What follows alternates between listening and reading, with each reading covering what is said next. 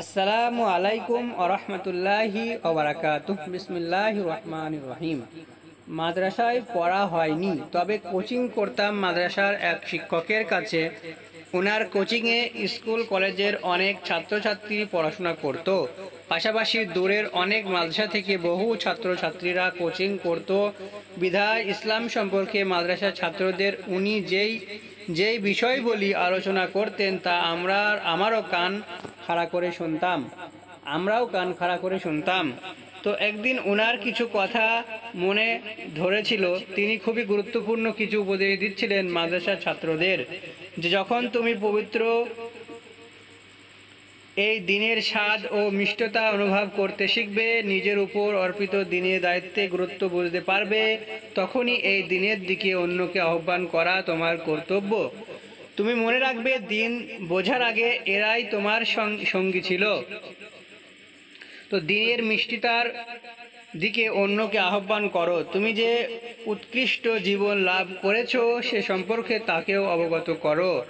এতে সে যদি আমল করে তবে তুমিও তার অনুরূপ প্রতিদান পাবে ও তোমার অর্জিত সুখময় জীবনে এবং প্রতিদানে কোনো কমতি আসবে না, বরং তাদের আমলে তুমি সমপরিমাণ সওয়াব লাভ করবে। সুবহানাল্লাহ। সুতরাং তোমাকে ভাবতে হবে তোমার সঙ্গীদের নেক আমলের প্রতিদান তুমি অর্জন করবে কি না।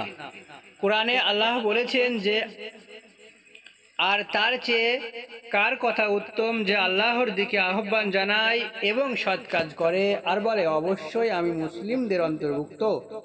সূরা ফুসসিলাত আয়াত নম্বর 33।